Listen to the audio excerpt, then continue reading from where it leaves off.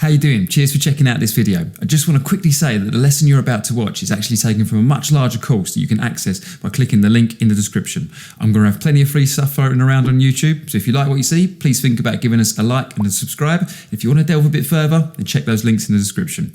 Let's jump into the video. Now it's time to start looking at a couple of songs. Both these tracks are really well known in the alternative indie circles, but they're generally just great songs to learn when you're developing your finger picking technique. So I'm back on the electric guitar now. That's because these tracks do actually both use electric guitars. There's a balance of acoustic as well in there somewhere, especially on Street Spirit, but the dominant guitar in there is electric. If you're still on acoustic or you've only got an acoustic, that's absolutely fine. It's the same principles, the same mechanics, the same technique that's going to be used. There'll just be a slightly different sound and a slight bit more pressure required on the strings if you're using that acoustic guitar. So let's get up and running first with R.E.M's Everybody Hurts. This is perfect to tie into the picking patterns that we was working on earlier on.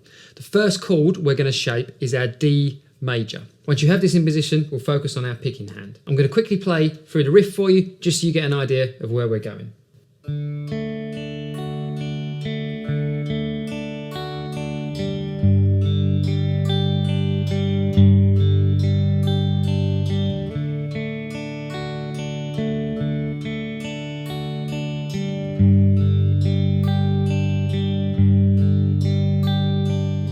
Great, so you can see how once we've played our thumb, we are just going from 1, 2, 3, and then back up 2, 1, and starting again with our thumb. That's all we do on the D major. That's very much like the pattern we was working on earlier on. When we move to our G, we're going thumb, 1, 2 on the D and G, and then 3, 2, 1 on the E, B, and G. If we put that together nice and slowly, let's do the D major first. So we work up, thumb 1, 2, 3, and then we come back down.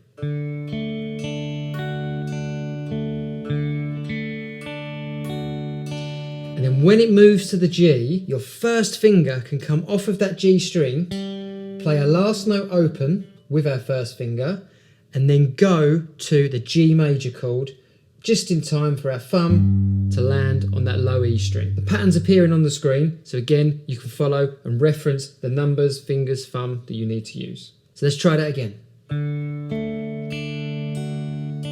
And again. Finger off, up to the G. And that G again was thumb, 1, 2 on the D and the G, and then E, B, G.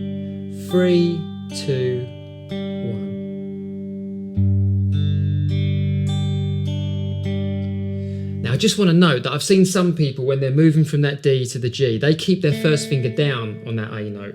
Listening to the track, I feel like he does open up and play that open G just before he moves. It does also make the change a bit easier. But if you want to play it the way that some other people do, you can keep that first finger down when you're finishing on the D major. So you'd get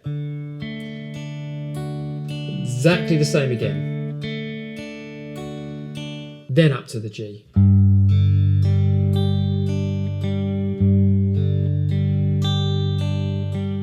And that is your whole verse, just that D and G major chord. I'm going to put the rest of the track in the PDF so that you can work through it. But just to quickly give you an example, when it comes out of that verse, I'll play the last bit.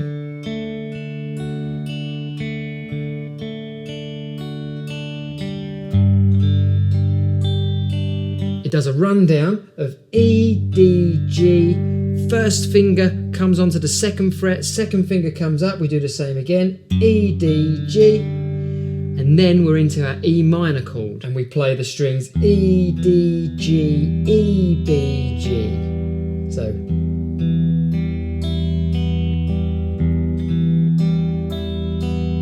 then we go down to the A major chord, and we play the strings A, D, G,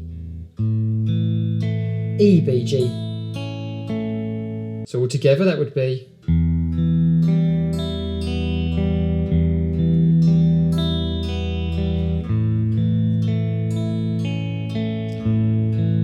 if you're feeling fancy, there's a little